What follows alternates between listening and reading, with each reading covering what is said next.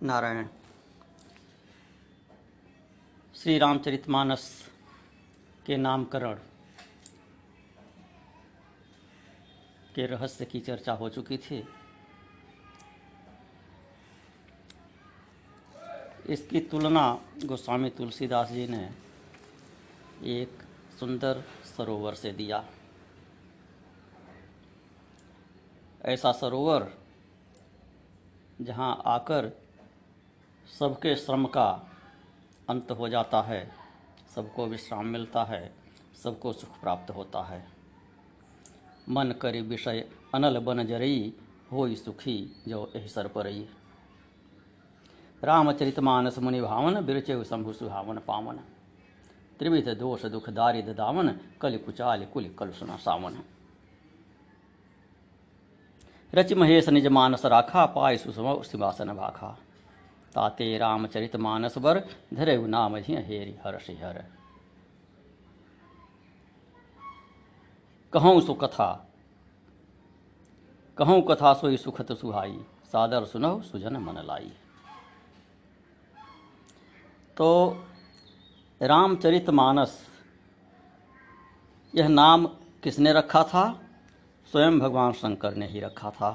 ताते रामचरित मानस बर, धरेउ नाम ही हेरि हरसि हर। और क्यों रखा? रचि महेश निज मानस राखा, पाय सुसम सिंहासन भाखा।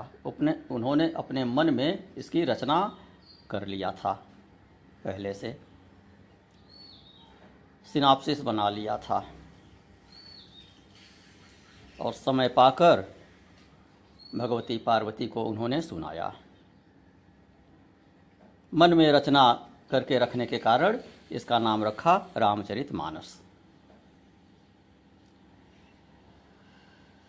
तो कहते हैं, शंभु प्रसाद सुमति ही हुलसी, रामचरितमानस कवि तुलसी। कि भगवान शंकर की कृपा से मेरे मन में सुमति का प्राकट्य हुआ, जिसके कारण अब मैं श्री रामचरितमानस की रचना करने जा रहा हूँ, इसे लेखबद्ध करने जा रहा हूँ। अब तक क्या था कि मति संसार में निरत थी। कह मति मोरी निरत संसारा, मति अति नीच ऊँची रुचि आछी, निज बुद्धि बल भरोस में नहीं मोरे, इत्यादि पहले कह चुके हैं। तो इसलिए अब तक अपने को कवि नहीं मानते थे। अब यहाँ पर आकर 35वें दोहे के बाद अपने आप को कवि कह रहे हैं, रामचरितमानस कवि तुलसी, कि अब मुझमें कवित्व का संचार हो गया है, सुमति का प्राकट्य हो गया है। कैसे? भगवान शिव की कृपा से। पहले क्या था? पहले कहे हैं, कवि न होऊं नहीं चतुर कहाऊं, कवित विवेक एक नहीं मोरे, यह सब कहे। अब कवित्व का उदय हो गया है। तो कहे हैं कि वेद पुराण इत्यादि समुद्र हैं, साधु संत बादल हैं, वे समुद्र से जनोपयोगी उत्तम मधुर जल उठाकर और जन समुदाय में उसकी वर्षा करते हैं, संसार में वर्षा करते हैं।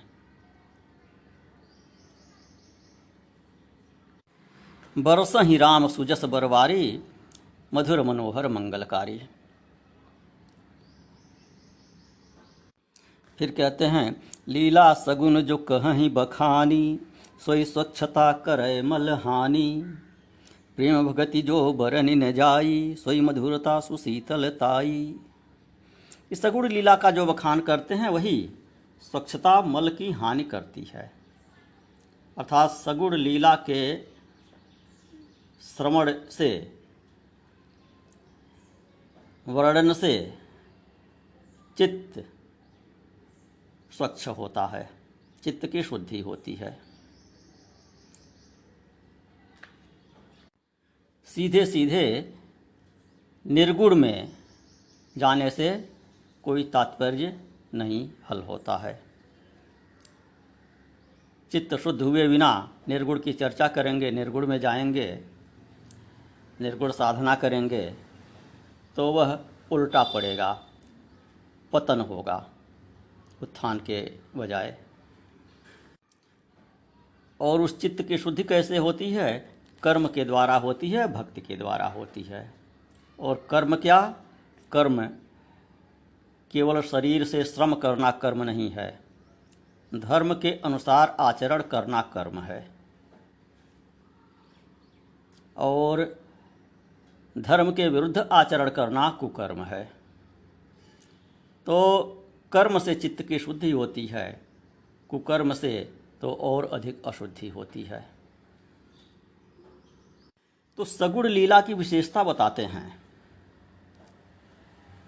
कि इसकी चर्चा करने से चित्त रूपी सरोवर स्वच्छ हो जाता है। संत लोग, साधु लोग सगुण लीला को बखान कर कहते हैं वही स्वच्छता है। बताते हैं राम जी की लीला दो प्रकार की होती है, निर्गुण लीला और सगुण लीला। निर्गुण लीला क्या है उसे समझना अधिक दुरूह है। लव निमेषमः भुवन निकाया रचय जासु अनुशासन माया। अपने माया के माध्यम से जो सृष्टि की रचना करते हैं, पालन करते हैं, संहार करते हैं, वह निर्गुण लीला है परमात्मा की, राम की।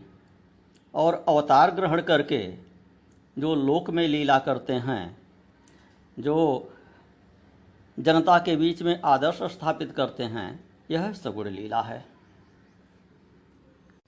निर्गुण लीला सबके समझ में नहीं आ सकती, उससे सबका उपकार नहीं हो सकता।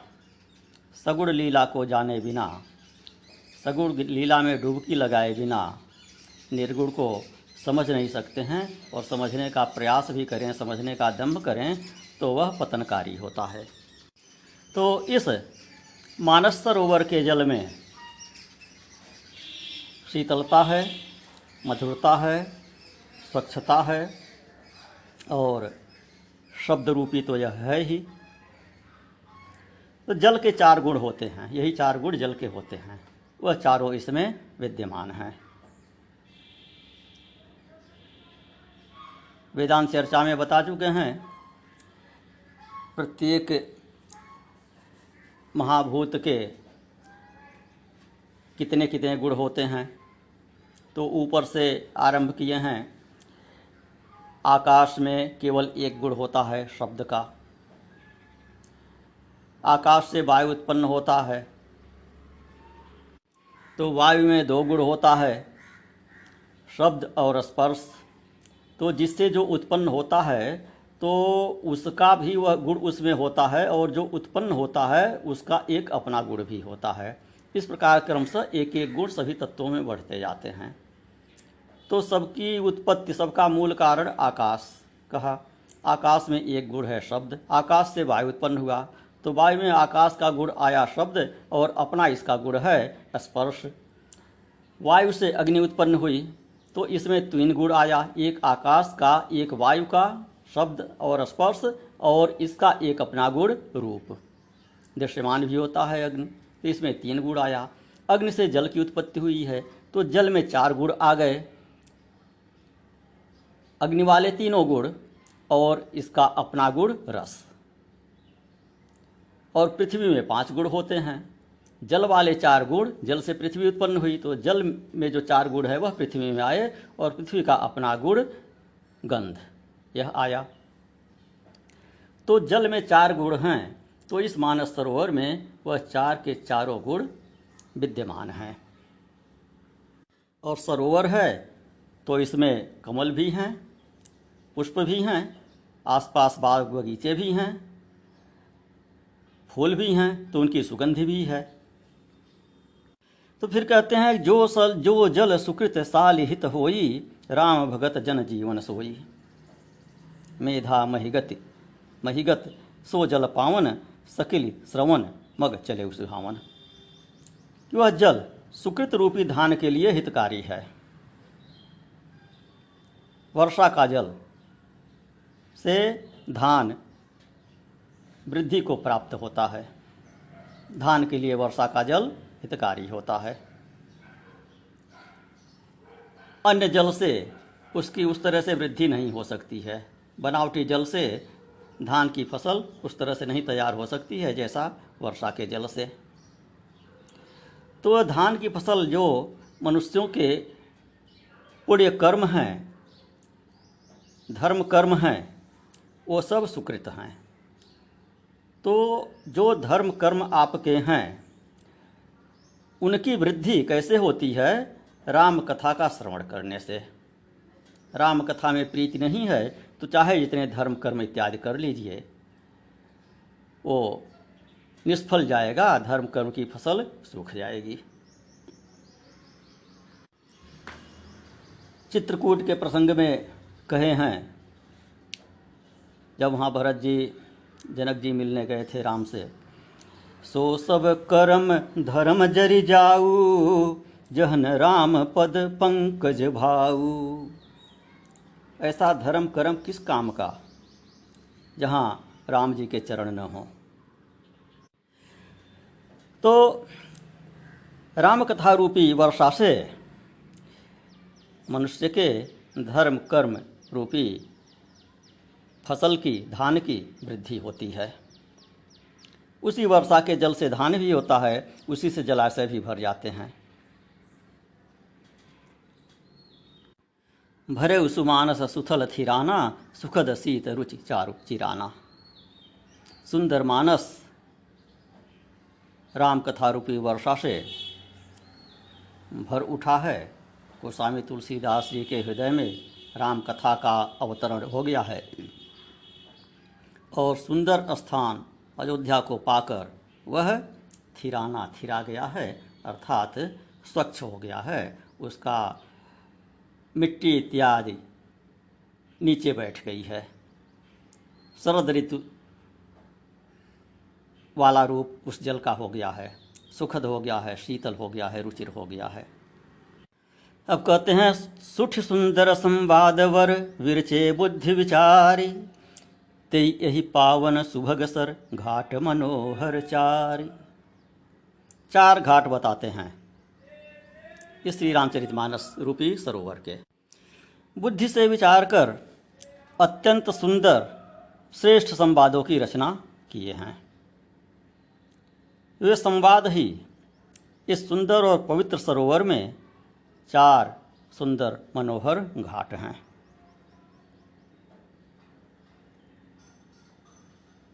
तो कहते हैं कि मानस सरोवर अर्थात राम की कथा तो पहले भी किया था, अन्य कवियों ने भी रचना किया था रामचरित का,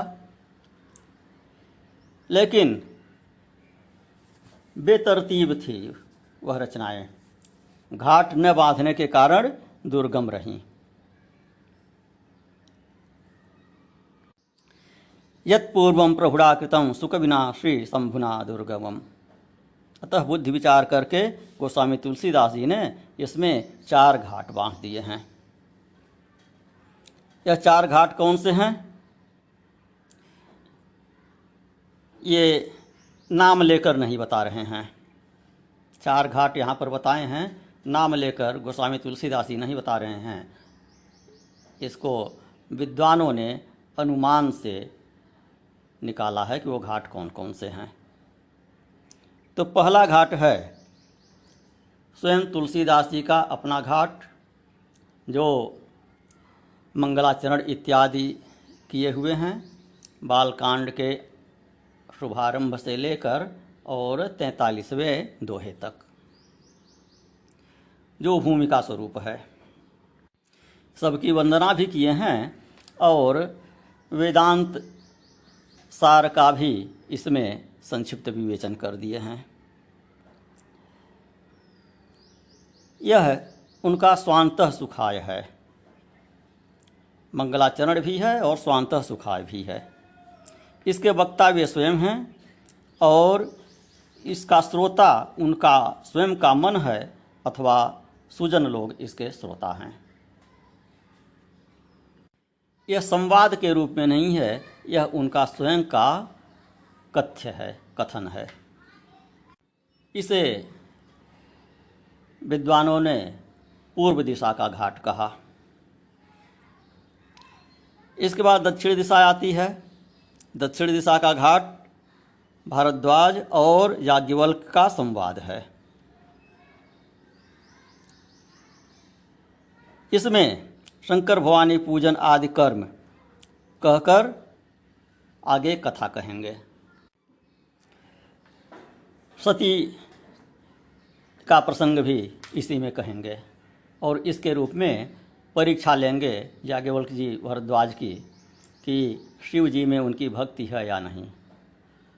जिसकी शिव में भक्ति न हो, शिव कथा में जिसकी रुचि न हो, वह राम कथा सुनने का अधिकारी नहीं है। तो इस कारण पहले शिव जी की कथा सुनाते हैं, भरद्वाज जी के धैर्य की और शिव भक्ति की परीक्षा लेते हैं। इसके उपरांत राम जी की कथा सुनाते हैं। ते दूसरा घाट है याज्ञवल्क्य भरद्वाज का संवाद। ये दोहा 45 से लेकर और दोहा 110 के आसपास तक संवाद है। ये दूसरा घाट है। इसके उपरांत मुख्य कथा आती है जो भगवान शंकर ने पार्वती जी को सुनाया। वह तीसरा घाट है, पश्चिम दिशा का घाट है, भवानी शंकर संवाद। दोहा 107 से 110 तक पार्वती जी के प्रश्न हैं और दोहा 111 के उपरांत भगवान शंकर का उत्तर है। कथा आरंभ करते हैं। एक चीज़ ध्यान देने की है कि श्री रामचरितमानस ये वेदांत ग्रंथ है। इसमें वेदांत का ही निरूपण किया गया है स्थान स्थान पर। यहाँ तक कि कथा का आरंभ करते हुए ही पार्वती जी के प्रश्नों का आरंभ ही जब शिव जी करते हैं तो वेदांत वाक्यों से करते हैं। क्या कहकर करते हैं? झूठे सत्य जाहि बिनु जाने, जिमि भुजंग बिनु रजु पहिचाने, जहि जाने जग जाई हेराई, जागे जथा सपन भ्रम जाई। बंदु बाल रूप सोई रामू, सब सिद्धि सुलभ जपत जिसु नामू। मंगल भवन अमंगल हारी, द्रवौ सो दशरथ अजीर बिहारी। तो इस प्रकार से ज्ञान का निरूपण करने के उपरांत तब शंकर जी राम जी की कथा आरंभ किए हुए हैं। चौथा घाट उत्तरकांड का है, कागभूषुंड और गरुड़ का संवाद। इस प्रकार 3 संवाद बालकांड में और 1 उत्तरकांड में है और बीच का जो है वह मध्य भाग है, सरोवर का मध्य भाग है। और यह चारों संवाद उस सरोवर के 4 घाट हैं। राम जी और सीता जी का यश ही अमृत के समान जल है। इसमें जो उपमाएं दी गई हैं वह सुंदर तरंगों का विलास है। इसकी सुंदर चौपाइयाँ सरोवर में स्थित कमल के पत्ते हैं, पुरैन हैं। इसमें जो युक्तियाँ दी गई हैं, तर्क दिए गए हैं, वे सुंदर मणि वाली मनोहर सीपियाँ हैं। छंद सोरठा और सुंदर दोहे सुंदर कमल के फूल हैं। इसकी सुंदर भाषा उन फूलों के पराग, मकरंद, पुष्परस और सुगंध हैं। पुण्य के समूह सुंदर भवरों के झुंड हैं। ज्ञान, वैराग्य और विचार उस सरोवर में विचरण करने वाले हंस हैं। ध्वनि अवरेव तथा कविता के गुण और जाति भांति भांति के मनोहर मछलियाँ हैं। अर्थ धर्म काम इन चारों पुरुषार्थों को और ज्ञान विज्ञान को विचार कर कहेंगे। अर्थ धर्म काम और मोक्ष। अर्थ धर्म काम आदि को ये तीन पुरुषार्थ, लौकिक पुरुषार्थ और ज्ञान विज्ञान, यह मोक्ष, इन चारों पुरुषार्थों को विचार कर कहेंगे। नवरस जप तप जोग विरागा ते सब जलचर चालु तड़ागा। नवरस, काव्य के नवरस, और इसमें जो जप तप योग इत्यादि का वर्णन है, वैराग्य का वर्णन है, यह सब सुंदर तड़ाग के जलचर हैं। इसमें रहने वाले कछुए, मछली और अन्य जीव जंतु हैं। पुण्यशाली लोगों का गुणगान, साधु सज्जनों का गुणगान, भगवान के नाम का गुणगान, ये चित्र विचित्र जल पक्षी हैं। और संतों की सभा इस सरोवर के चारों ओर फैली हुई सुंदर अमराई है, बगीचा है, आम के वृक्ष हैं। और श्रद्धा बसंत ऋतु है, जिसमें आम पे बौर आते हैं, फलियां लगती हैं, टिकोरे लगते हैं। तीन प्रकार का संबंध होता है, तद्गत, तल्लीन और तदाश्रय। तो पुरैन का जलाशय से तद्गत संबंध है, मछलियों का तल्लीन संबंध है और वृक्षों का तदाश्रय संबंध है। चित्र विचित्र जल पक्षी, चक्रवाक, बगुला, बत्तख इत्यादि, ये इसी सरोवर में रहते हैं। कभी सरोवर के जल में रहते हैं, कभी बाहर निकलकर किनारे पर भी विचरण करते हैं, लेकिन जल से अधिक दूर नहीं जाते हैं। तो पुरैन का तद्गत संबंध है, मछलियों का तल्लीन संबंध है, वृक्षों का तदाश्रय संबंध है। संत सभा मानस के चारों ओर आम की बाग है, ये मानस को कभी नहीं छोड़ती। इस आम के बगीचे से सरोवर की शोभा है और सरोवर से इस बगीचे की शोभा है, अर्थात संत जनों से श्री रामचरितमानस की शोभा है और श्री रामचरितमानस से संत जनों की शोभा है। श्रद्धारूपी वसंत में अमराई फलती फूलती है, तो जहाँ संत रहते हैं वहाँ राम कथा रहती है और वहाँ सदा बसंत रहता है। भगति निरूपण विविध विधाना, क्षमा दया द्रुमलता विताना, समजमनीय फूल फल ज्ञाना, हरिपद रस पर वेद बखाना। भक्ति निरूपण के अनेक विधान, क्षमा इत्यादि, दया इत्यादि पेड़ों के लता मंडप हैं। सम यम और नियम फूल हैं। ज्ञान इस कथा का फल है और भगवान के चरणों में प्रीति ही इसका श्रेष्ठ रस है।